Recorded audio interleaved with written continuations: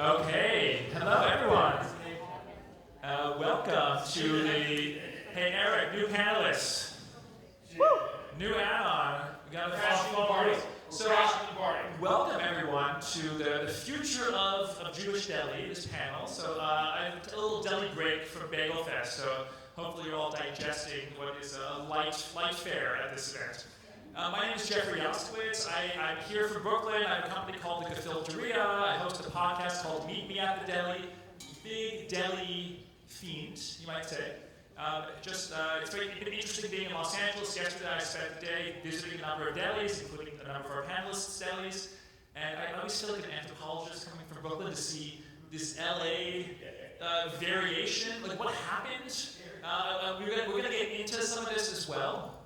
I'm very excited. I am joined by an esteemed panel of LA deli royalty here, I might say. I'm not LA. I wasn't counting you, all right.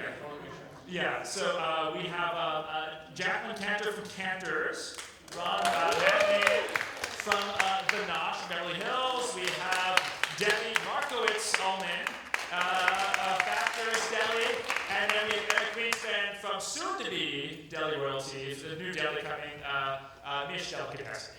So, basically, I think just to get started, I'd love to hear, I always like knowing people's deli origin stories. Very quickly, I'll just say, just to give you some, I need to have some bona fides here in Deli. My grandfather worked in the deli, Michael's Deli, in the Boston area, and he was famous for his chicken salad, so that's a claim to fame. He was also famous for his coleslaw, apparently. And then my father, I went to Jewish day school, I learned about Judaism. My father gave me a deli education. He would take me to Brooklyn to go to the old delis, to have knishes at Mrs. Stahl's knish shop, if anyone knows. He would talk about Kaplan's Deli in Monticello, where he escaped from the vegetarian hotel in the Catskills to go get a hot dog and a knish. And then he shared that love with me, and he was a devout worshiper of the deli. So with that, I'd love just to hear what, I know all of you are in the deli business, many of you inherited the deli business, so what really brought you to deli? And so maybe, like you said, you don't want to start, we're going to start, Ron, can you get us started? I'll do my best. I bought the Nosh 21 years ago. I had zero idea what I was getting into. I knew I liked delis, I knew I went to delis, I loved the food at delis, and somehow, 21 years later, I have 3 delis, and I absolutely love it. Work 7 days a week, wouldn't give it up for the world. Gotcha. And why did you buy deli? To be honest with you, I was working on another deal at the time, and this fell into my lap. I bought the Nosh, it was the old bagel Nosh, and I rode my bike there as a kid, went there my whole life, used to pick up bagels from my dad's store for meetings, and the guy knew I was meeting there for another deal, asked me to go in to buy it, and I just fell in love with it. I love everything about the deli. It's making soup, matzo balls, Reubens. Especially right off the bat, if this was a New York deli panel, like we would start off with complaints. So the fact that we are so positive at the jump, that's what I say. Okay. I've been fetching the whole time for the lights on. Okay, great. Okay, thank you for that. Okay, and this is a safe space, so listen, bring the complaints as well. Debbie, can you tell us your deli origin story? Yeah, my father bought Factors when I was 6 years old from the original Factor family, Avi and Esther Factor. And so I grew up in it. I remember when I was 6 years old pouring water at the tables. And right here in the front, we have our 4th generation of kids, and 2 of them are going to start working this summer. So it's an amazing thing if they do a good job.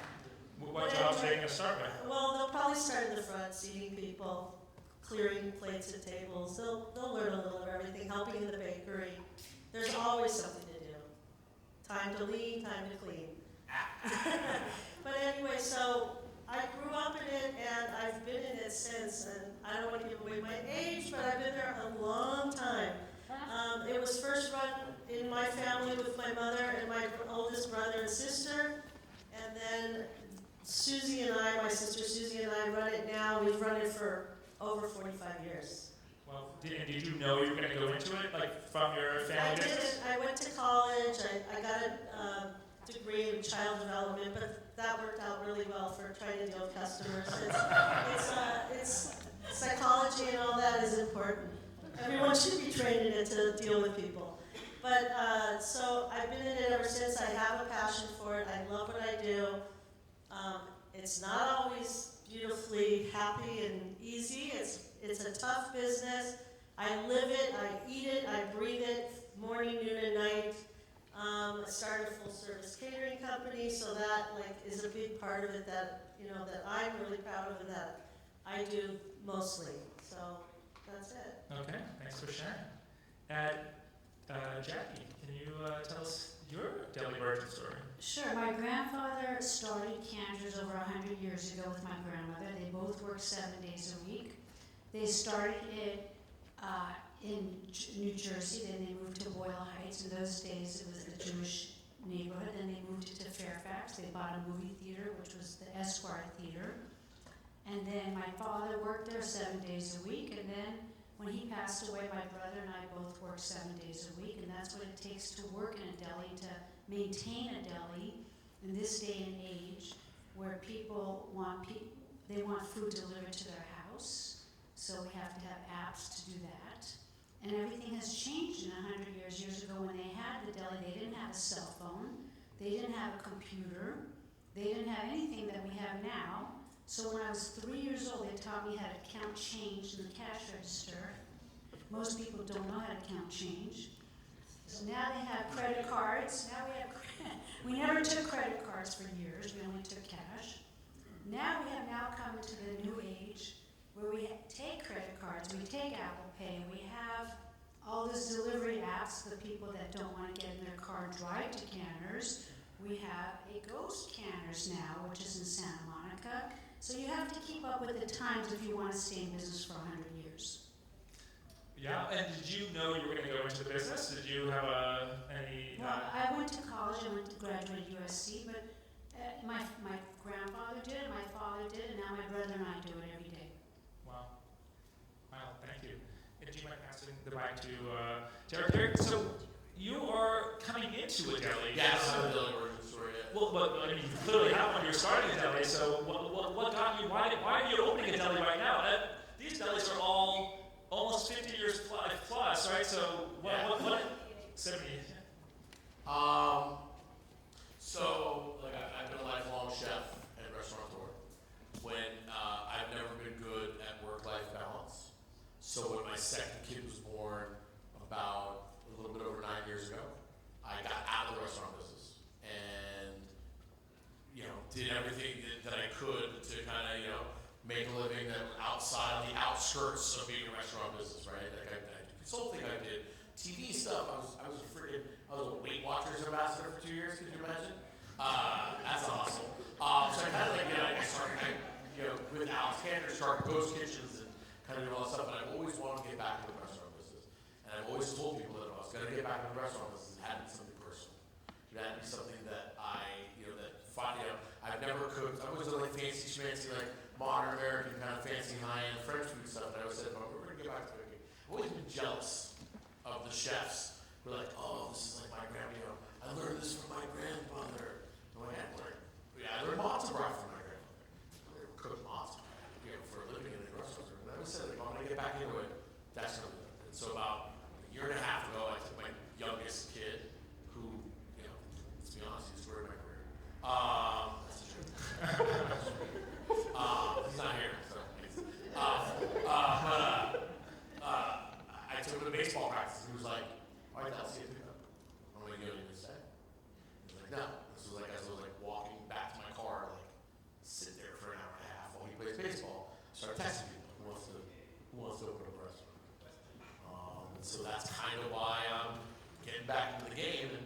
And I've always said that if I'm going to get back into the game, I'm going to do a deli. And unfortunately, I did not have a chance to get talked out of it by these people until 5 minutes ago. And I was too freaking late because I already signed these. And I got the Instagram stories out there and stuff like that. So I guess we're doing it anyway. But that's my pre-origin story.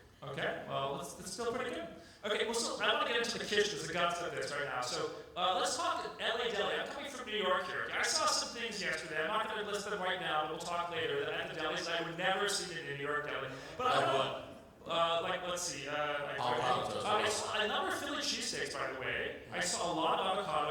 I saw multiple salad menus in light fare, rare at a deli. Stir fry sections on some delis. I saw pancakes, which not typical. Really, the word light mentioned a number of times on multiple sections. Rare. Of course. Well, I want to get into it. What is California? What is Los Angeles deli? Is there a deli tradition? And if so, how has it evolved to the point that we're at right now? I'll try. First of all, the old line that no one's from here is true. There are a lot of us here, but at a certain point in the deli world here, everybody that's coming into town has an expectation of what a deli should be. Most people that have that expectation are from the East Coast. They come and they're looking for what they got in the East Coast that doesn't exist really here. So a lot of the delis here adapted over time to meet the changing tastes of the people in the world in Los Angeles. I'm used to pancakes. I grew up with that. I went to 8 hours my whole life. Pancakes were always on the menu. Light fare, we don't do real well. But yeah, avocado toast. You don't do avocado toast. You've got people that come in, they want it, they're going to go somewhere else. So we really had to adapt, and I think that's the way most delis think in this community, is adapt with what the customer wants. Again, it's such a mishmash. There you go. Thank you. Of people that have to adapt their changing tastes. Yeah. About 10 years ago, I would say, I started really trying to think of new things for the menu, like what would people like, we had like 20 or 30 dinner entrees. We had goulash, pepper steak, all these things that like now they're not on the menu. I mean, we do have stuffed cabbage and we have kishka and we have all the traditional popular items, but what else do we need to make people happy? We have a low carb section of proteins with vegetables and salads with no bread. We have probably 20 salads, very popular chopped salads. And I mean, we now have vegan corned beef, tofu Reubens, and we have pancakes. I mean, I think a deli is a deli and a diner in one. We have to have something for everyone. You can come for dinner, your kids can have French toast and bacon and eggs. And people love breakfast for dinner. People love, yeah, I know, bacon. Well, bacon's not plenty in New York deli menus, though. Yeah.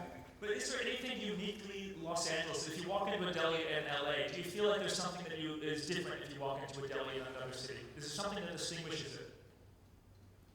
Avocado. Okay. We have that. I don't see that anywhere else. Yeah.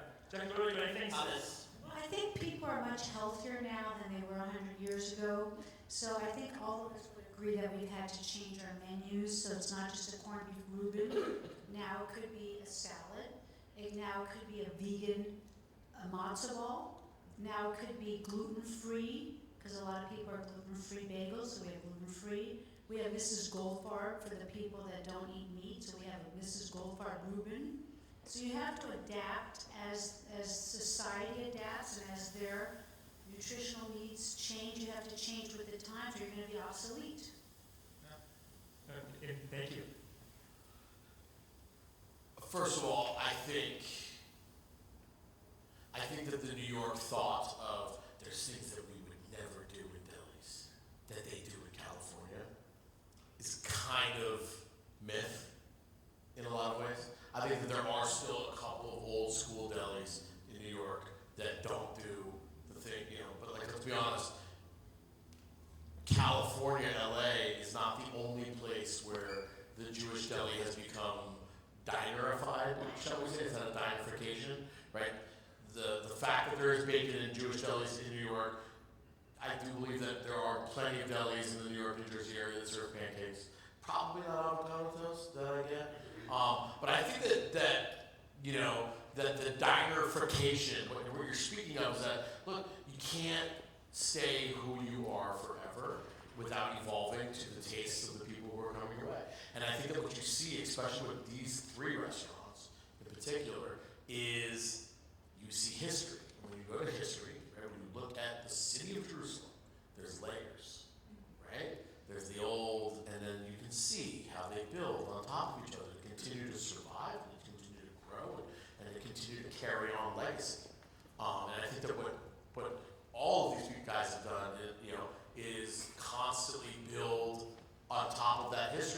added, like, there's no shame in putting avocado toast or stir fry. What they've done is, like our people have, they persevere, right? They have been, you can't be around for 100 years, right? And only serve goulash and borscht, right? You have to persevere, you have to survive, you have to carry on legacy. And I think that a lot of these guys, it was one of the reasons why I'm opening Mission. I'm excited about starting a legacy, not just starting a legacy. The pressure that you guys feel on your shoulders of carrying that legacy has got to be immense. You all do it very well. But I think that's why you're seeing it's like, what are we going to do to keep going? California is a very hard place to run a business, right? Delis have to have big menus. They have to have, a lot of labor. And so, like, you're constantly going to be like, and at the end of the day, really, like, especially I speak mostly to Canters, because, like, when I was a kid, I used to ditch high school, and I used to go down to the Melrose area, and, like, Canters was the place where you would, like, you'd buy your Doc Martens, you'd buy your punk t-shirt, and then you'd go eat at Canters. Like, that's what you did, right? And, like, it reminds me of what, in my opinion, a deli really is, which is, like, something that I'm very, very, very mindful about when I'm doing ambitions, that I'm trying to make the third space, right? You have home, you have work, and you have the deli, right? And it's a place to hang. And it's the only way to continue to maintain that is if you expand and you change and you adjust to the customers that you have. Because I think if a deli is the quintessential Jewish eating establishment, then I think that constantly adding new things and not doing everything that's just on an old school broken manner is about as Jewish as you can be. Well, what's interesting is you are speaking to the underlying tension of Jewish deli, which is that this is an American innovation. It's completely brand new to the New World. Anyone who goes to deli expecting to see things you find in Poland in a shtetl, this is not the case. In fact, back in the day with the early delis, kids were not allowed to go to deli because they were unhealthy. It was all these unhealthy foods, these hot dogs and pastrami's. And pastrami was usually made from goose that were served cold. You'd have it once in a while, never on a sandwich. Right? This was constantly evolving. Even the fact that there's an Italian rainbow cookie on every single deli menu. Right? Those were the Italian neighbors that introduced it. Right? So the deli, it has been constantly evolving, and not just deli, but Jewish food in general. There's this idea of it being stuck in amber in the post-war period, like the 1950s and 60s, which. So I really appreciate those points. As a third space, deli very much is referred to as the secular synagogue. It's very funny talking about this in a synagogue here, but the deli is this place where American Jews became American in the deli, right? Because it was what was evolving and changing them too. So as you're thinking about building your deli, I want to hear about what's going to be on the menu very quickly, and then I want to ask a few more questions. Oh, I can't talk about that yet. That's not right. To me, Mish is going to be. Look, I've never done anything. It has never excited me to do anything the way anybody else does. So we'll start with that. If you're coming to Mish, you're going to get things done in a way that you haven't had them before within the paradigm of Jewish delicatessen. What I would say is, for me, I think it's important to, obviously I'm a spoken about chef. I don't know what you say about me, but people, I have a bit of a reputation. So I definitely have to do things that are chef driven, that are market driven, that are going to be creative. That's what I intend to kind of bring to the deli. And I'm also looking to span the entire culinary diaspora of Jewish cuisine and then put it through the lens of a deli. So there's going to be as much, not as much, but like, I don't want, we're not just Ashkenazi. So we are going to hand carve meat, right? But I'm doing wood fire bagels like you would do in Montreal, right? I have a big salad case that's not meant for like 2,000 egg salads, but more like char roasted carrots with pumpkin seed, like delicate squash and pomegranate seeds, and kind of like go to like East style, like kind of stuff like that. We're gonna have hummuses and mulhomeras and then kukusabzis, which is like a Persian like frittata. I was gonna do kubada because I think that's great, but then I'm so afraid of Persian grandmothers. Like an Ashkenazi grandmother could come in and be like, "That's not matzo Brian." Like, get Bentley, I know matzo Brian. So like a Persian grandmother can't come in and say like, "That's not kukusabzi," that's not Cuba Dad. I'm like, what am I gonna say? So like, but we're gonna do like Cuba Dad meatballs.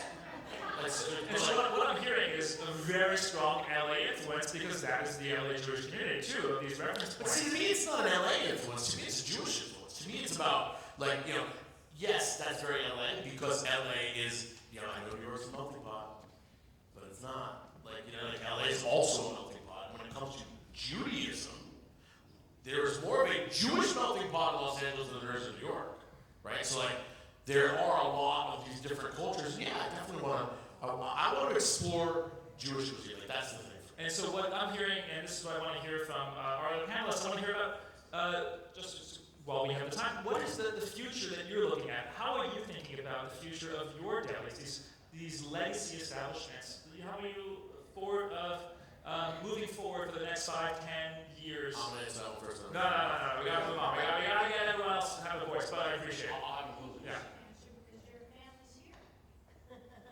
Well, I mean, as far as the future, I think, to me, the fact that delis are such an important part of the life cycles, and I think they will continue to be in the Jewish world. Every Jewish holiday, we are busy like nobody's business, and I'm sure they could say the same thing.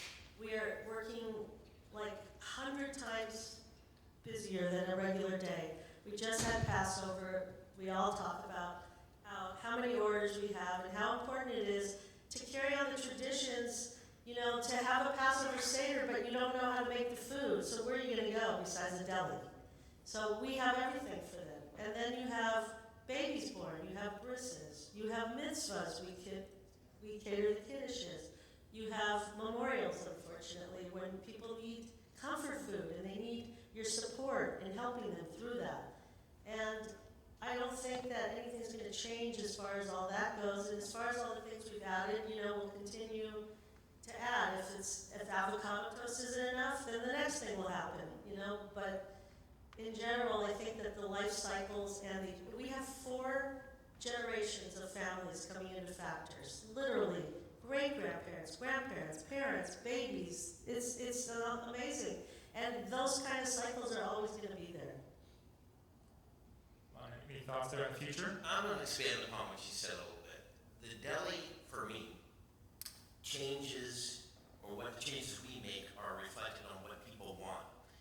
The place when we don't change things is because we see the family coming in as a whole unit, and the grandparents and the parents are teaching the grandkids and so on and so forth about Jewish deli food. We don't see that as much as we used to.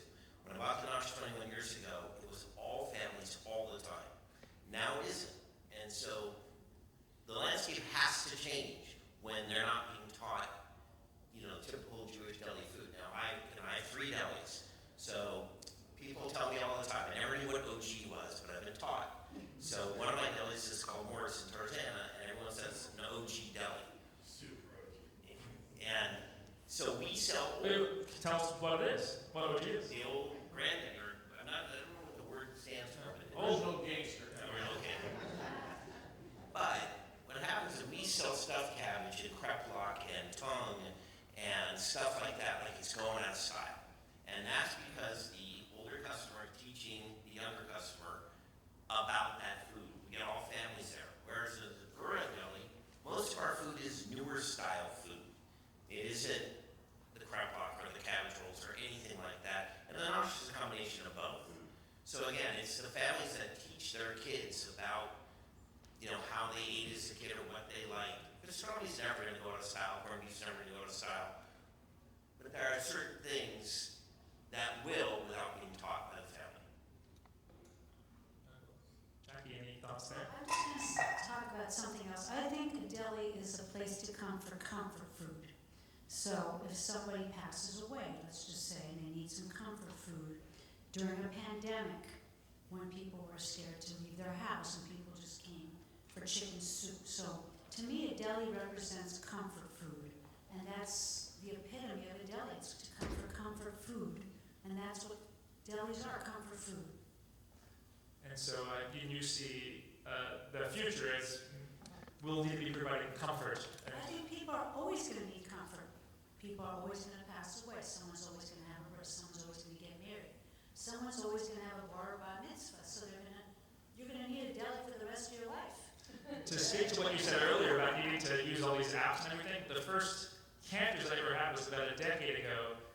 I was visiting LA and I was sick and staying by a friend in, I forgot exactly where, but not too far. And I ordered the matzo ball soup, and that kind of got me through online. That's thanks to my nephew, Alex Canter. He knows.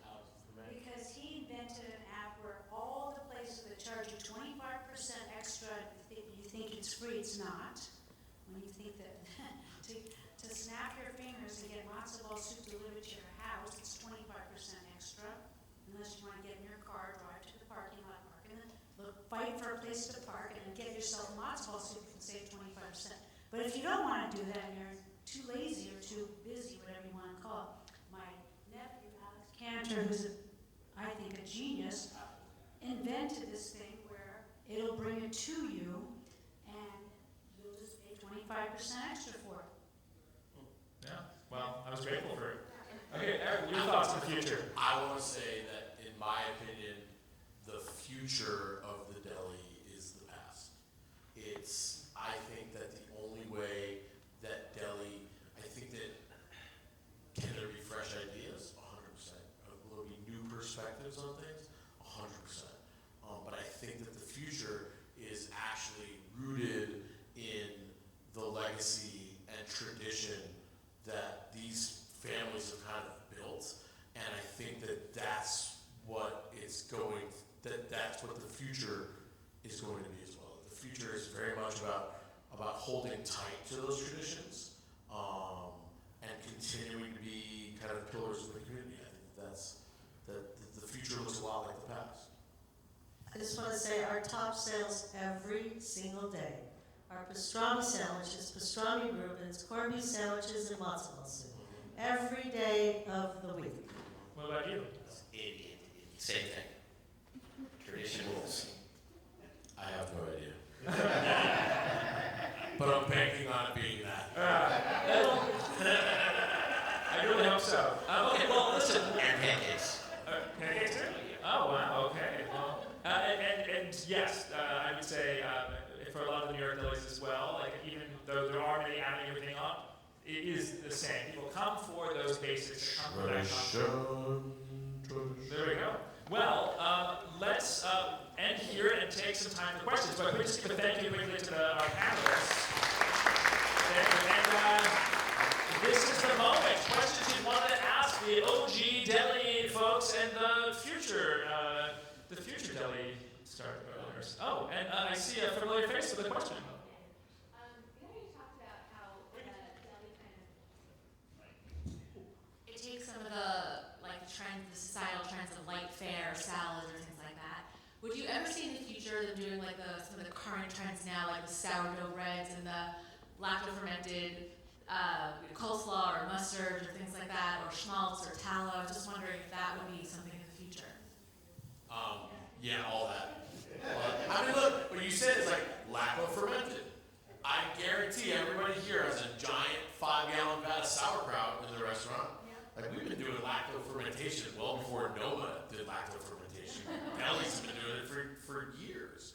Kind of no seed oil animal fats. Schmaltz is I was never able to buy schmaltz until I started doing R&D for my deli, and I teamed up with Canyon Provisions. You guys, right? Canyon only sells deli space. I never heard of them all. Fancy restaurants that I wrote them. I was looking over the prices. I'm like, my God, I can get a 5-pound vat of schmaltz. Let's go. And a lot of these things you talk about, lacto fermentations. You talk about sourdough breads. Will you find there will be no sourdough bread? I can promise you that. It is going to be rye. It is going to be challah. But it's going to be bagels. And I'm not doing sourdough bagels, but I think we all know what we're here right now. There's a ton of sourdough going on downstairs. There's more wild yeast downstairs. No.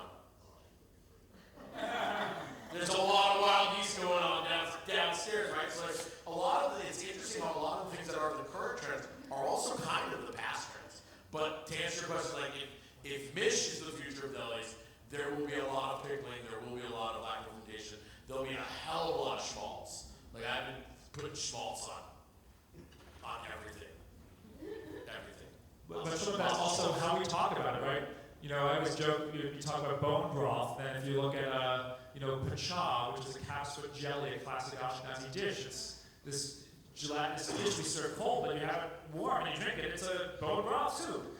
Similar to anybody's made gefilte fish, yeah. But so it is interesting in how he framed that conversation. By the way, that was my sister who asked that question, by the way. Just keeping it on. And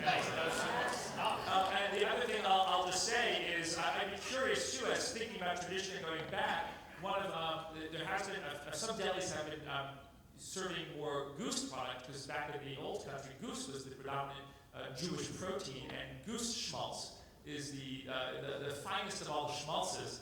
And so just an interesting thing also to be considering as you're opening a new one, and looking back to the past, which of how are we thinking about schmaltz? I've cooked goose twice. First time was at my restaurant, Founder of Melrose. It was Christmas Eve, and I was like, let's do a Christmas goose.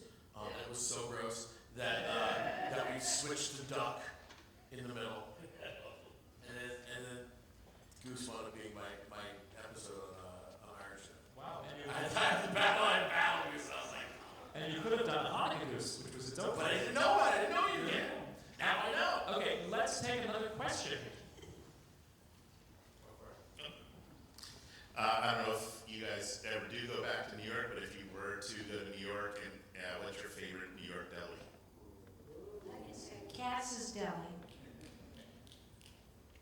I went to Katz's. I thought it was pretty good. I think it's a little overhyped, honestly. But no, it's delicious. They got great pastrami, but I think we all have good pastrami here too. Are you a thin or thick cut shoppers? I think the texture's better with the hand cut thick. I actually have one that probably no one knows of. It's called Mile End. And I think their food is phenomenal. Do you go to New York for a Montreal style deli? I like pastrami queen. You know the pastrami queen? I'm a big fan of pastrami. Where is it? It's like kind of Hell's Kitchen-y. Yeah, west, Upper East Side, and they opened on the west side now as well. And they have one in they have opened one on the east side, originally east side. They opened on the upper west side. They also just opened one in the Moynihan train as well. I love cats too. I think the bread's a little thin. I will say this is one of the challenges of New York deli is that like the bread, the rye traditions have really suffered. It's a real problem. Did you get everyone gave one? I'll just say. It was yours. I'll just say I love the regional local deli that still serves the community and that gets often lost in New York. People go to Manhattan. I live in Brooklyn. The Mill Basin Deli, it's not a deli, it's a very special deli. I usually go to on the way to the beach. Wonderful. And I grew up in Jersey, but like Long Island's got some great delis. I love the Lido Deli in Long Beach. These are really great delis that don't have all the frills, and you won't have divorce lines, which is really nice too.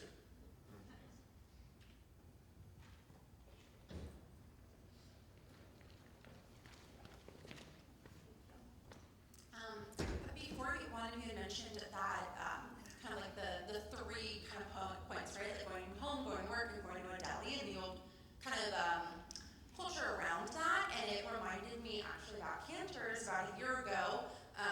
Just an overshare of mine. A year ago, you guys hosted a singles event for Jews. Yes, we did. Sold out, couldn't get a ticket, but hope it comes back. But right, it's like that concept of hosting events, right? I know Factors has hosted many. I know about the Nosh, right? Like all these, it's that community element that I think can sometimes be missing as a 30-something-year-old in Los Angeles that's maybe not part of a temple. Where do you go?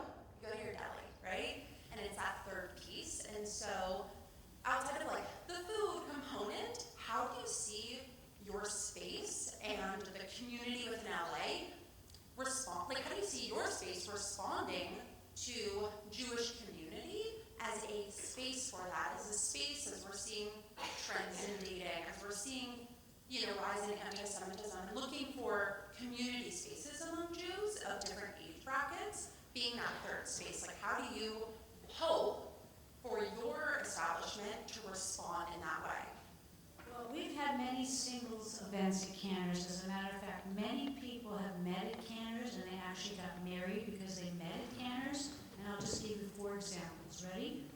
Nicolas Cage met his wife, Patricia Arquette, at Canter's.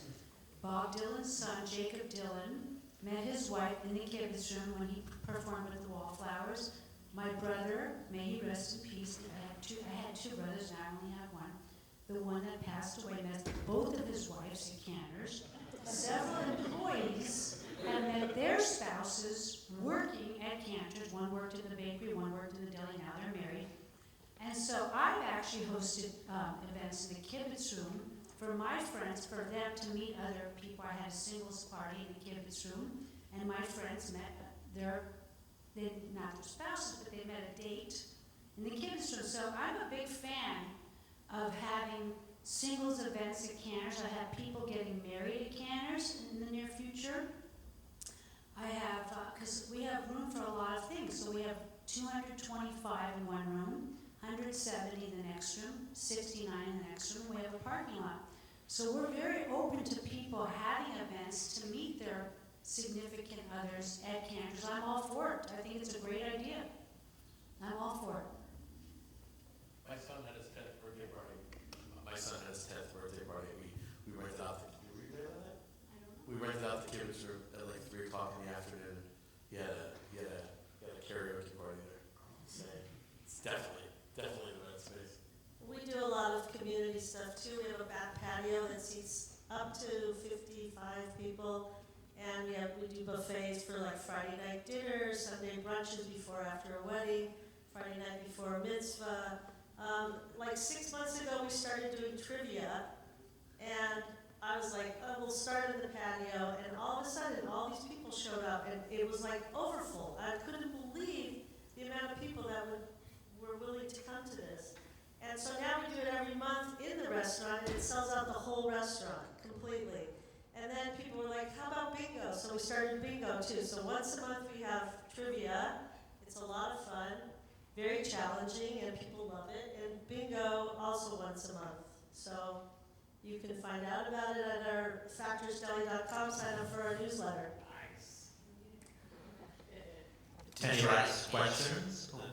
Sorry.